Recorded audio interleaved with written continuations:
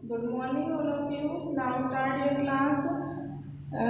Political science का first chapter video plus PDF आप तक पहुंच चुकी है। अपन स्टार्ट करते हैं सेकंड चैप्टर जिसका नाम है आइडियल्स ऑफ अवर कॉन्स्टिट्यूशन, यानी संविधान के आइडियल्स क्या हैं उसके बारे में आज अपन पढ़ेंगे। The constitution of India, Bharat का संविधान। The Constitution of India is the supreme law of India. It lays down the framework defining fundamental political principles, establishing the structure, procedure, power and duties of government. तो इसमें क्या बताया गया है कि जो कॉन्स्टिट्यूशन है उसके फंडामेंटल प्रिंसिपल एस्टेब्लिश्ड, वो कब एस्टेब्लिश्ड हुआ था, गवर्नमेंट स्ट्रक्चर, उसका स्ट्रक्चर क्या है, प्रोसीजर, कुछ मेथड्स नहीं है उसके, पावर्स, उसमें जो अपना कॉन्स्टिट्यूशन है उसके क्या राइट्स हैं, क्या पावर्स हैं, उसकी क्या ड्यूटीज़ हैं, ये सब इसमें बताया गया है। And spells out the fundamental rights, directive principles and duties of citizens, यानी कि गवर्नमेंट की क्या ड्यूटीज़ हैं और सिटीजन्स की क्या ड्यूटीज़ हैं, और सिटीजन्स को गवर्नमेंट की तरफ से क्या राइट्स अलॉट किए गए हैं। It was passed by the Constituent Assembly on 26 नवंबर 1949, यानी हमारा जो कॉन्स्टिट्यूशन है वो कब पास हुआ था, 26 नवंबर 1949 को।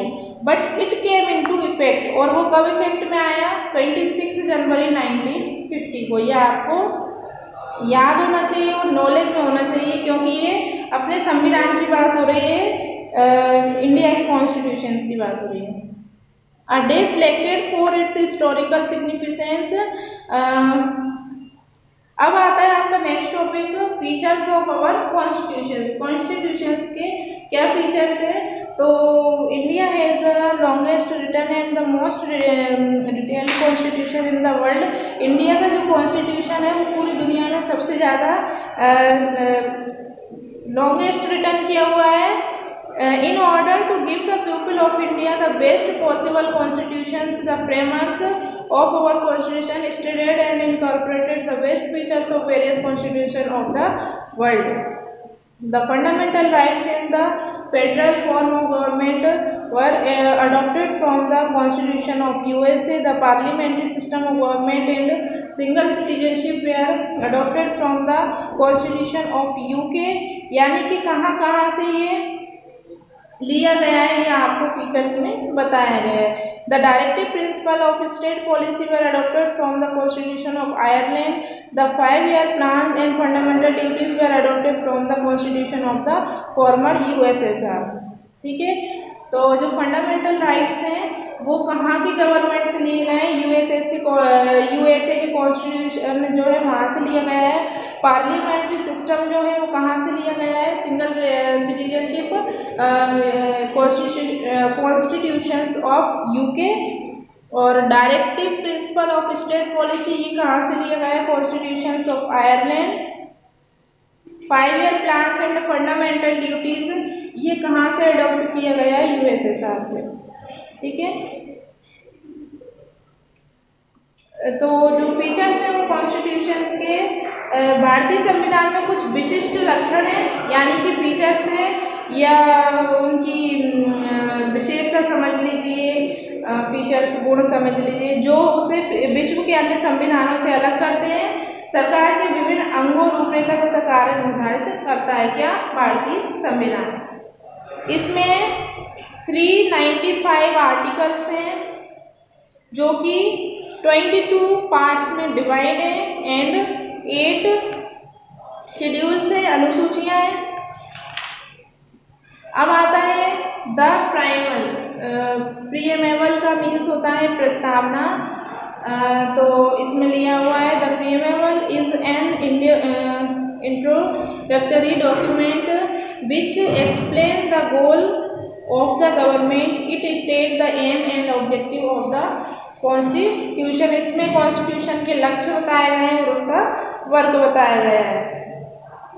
We the people of India having solemnly resolved to constitute India into a sovereign socialist secular democratic republic and to secure to all citizens justice, social, economic and political liberty of through expression, belief, faith and worship, equality of status and of opportunity and to promote among them all।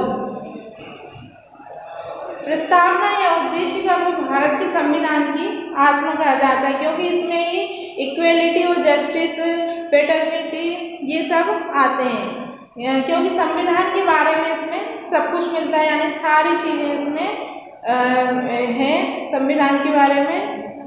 अब next आता है आपका sovereignty, संप्रभुता। ये क्या होता है?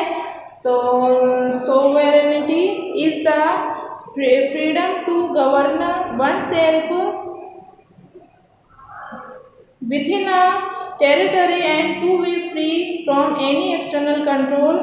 All Indians are free to govern themselves and to make laws. There should be no external interference of any kind in the functioning of the government. किसी भौगोलिक क्षेत्र या जन समूह पर सत्ता के संपूर्ण नियंत्रण पर अन्य अधिकार को संप्रभुता कहते हैं। ये स्टेट की सर्वोच्च शक्ति होती है।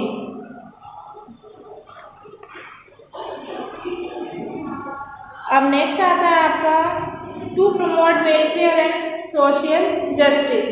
तो इसकी स्टेप्स क्या है? To help the sick, aged and unemployed, यानी कि बीमार और जो वृद्ध लोग होते हैं, यानी कि जो एज्ड पीपल होते हैं और जो अनएम्प्लॉय होते हैं, तो उनकी मदद करना।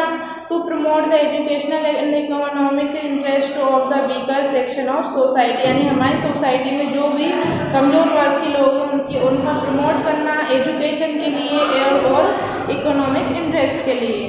To give free legal aid to poor so that they are not denied justice, to provide care to children and education to all children up to the age of 14, यानी कि जिनकी भी एज 14 से ऊपर है तो उन चिल्ड्रन की को एक स्पेशल केयर प्रोवाइड करना और उनको एजुकेशन के लिए मोटिवेट करना। अगर वो नहीं भी पढ़ पा रहे हैं तो अपनी तरफ से जितना अपन कर सकते हैं उनकी हेल्प करना, ना कि उनको वर्क करने के लिए मजबूर करना, क्योंकि ये एक तरीके से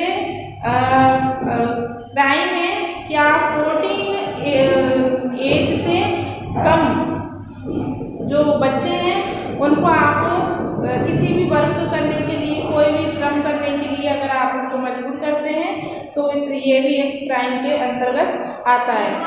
to organise agriculture and animal husbandry on modern scientific lines, to ban intoxicating drugs and drinks, जो intoxicating यानी कि जहरीली जो ड्रग्स और ड्रिंक होती हैं उन पर बैन लगना चाहिए। अब आता है आपका next topic fundamental rights. Fundamental rights क्या होते हैं?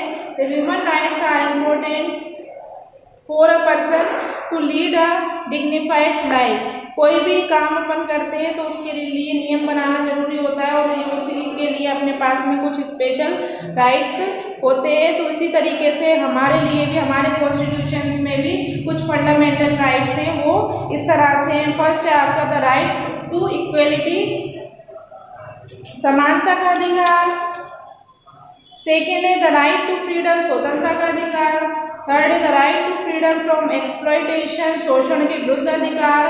The right to freedom of religion, धार्मिक स्वतंत्रता का अधिकार। कल्चरल एंड एजुकेशनल राइट्स, संस्कृति एवं शिक्षा से संबद्ध अधिकार। The rights to constitutional remedies, संवैधानिक उपचारों का अधिकार। तो ये क्या होते हैं राइट्स टू इक्वेलिटी? ये क्या है? इसके अनुसार राज्य की तरफ से धर्म, जाति, वर्ण और लिंग के नाम पर नागरिकों में कोई भेदभाव नहीं होना चाहिए। जैसा कि अपन को नाम से समझ में आ रहा है, इक्वेलिटी का मीन्स होता है इक्वल यानी समान। सेकंड है आपका द राइट टू फ्रीडम यानी स्वतंत्रता का अधिकार। प्रजातंत्र में स्वतंत्रता को ही जीवन कहा गया है। नागरिकों के उत्कर्ष तथा उत्थान के लिए ये आवश्यक है। थर्ड है आपका the right to freedom from exploitation यानी शोषण के विरुद्ध अधिकार। तो संविधान के अनुसार मनुष्यों का क्रय विक्रय, बेगार तथा किसी अन्य प्रकार का जबरदस्ती लिया गया श्रम अपराध घोषित, अपराध घोषित किया गया है उसको। नेक्स्ट है आपका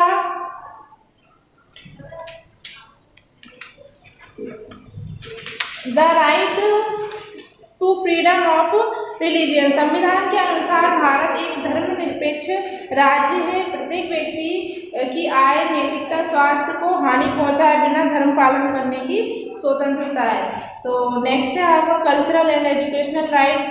संविधान द्वारा भारतीय जनता की संस्कृति को बचाने का भी प्रयास किया गया है। नेक्स्ट है the right to constitutional remedies. संविधान के अनुसार सर्वोच्च न्यायालय को मौलिक अधिकारों का रक्षक माना गया है। प्रत्येक नागरिक अपने मौलिक अधिकारों की रक्षा के लिए सर्वोच्च न्यायालय में प्रार्थना का अधिकार रखता है। ठीक है, तो ये थे आपके फंडामेंटल राइट्स। और अब आती हैं आपकी कुछ फंडामेंटल ड्यूटीज।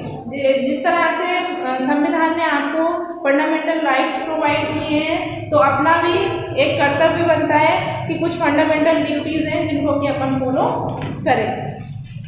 तो वो फंडामेंटल ड्यूटीज आपकी क्या क्या हैं? To avoid by constitution and respect its ideals and institutions the national flag and national anthem. Firstly आपको सबसे ज़्यादा अगर रिस्पेक्ट करनी है तो किसकी करनी है? नेशनल फ्लैग की और नेशनल एंथम की। To cherish and follow the noble ideals which inspired our national struggle for freedom. To uphold and protect the sovereignty, unity and integrity of India. To defend the country and render national service when called upon to do so. To value and preserve the right heritage of our composite culture. To protect and improve the natural environment including forest, lakes, rivers and wildlife and to have comparison for living creatures। यानी कि हमारी जो natural environment है उसमें क्या क्या चीज़ें आती हैं? फॉरेस्ट, रिवर, वाइल्ड लाइफ, इन सबको प्रोटेक्ट करने का काम भी हमारा, इनकी अपन देखभाल करें।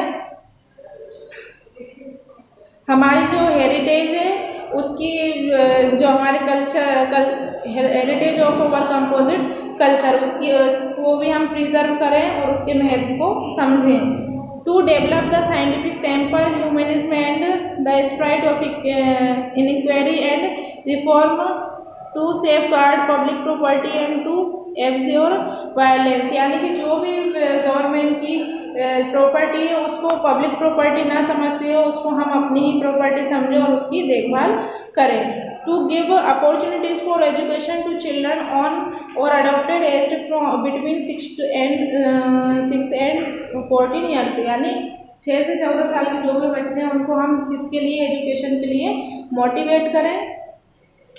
भारत की संप्रभुता, एकता, अखंडता की रक्षा करें, देश की रक्षा करें, अपने भारतीय संस्कृति का महत्व जो होता है उसको समझें। स्वतंत्रता के लिए राष्ट्रीय आंदोलन जो भी किए गए हैं उनके आदर्शों को अपने अंदर निहित रखें, उसकी भावना, और उनको दूसरों को भी समझाने की कोशिश करें। सार्वजनिक संपत्ति जो भी होती है उसको अपनी प्रॉपर्टी समझकर उसकी देखभाल करें। तो आपके चैप्टर में इतना ही था।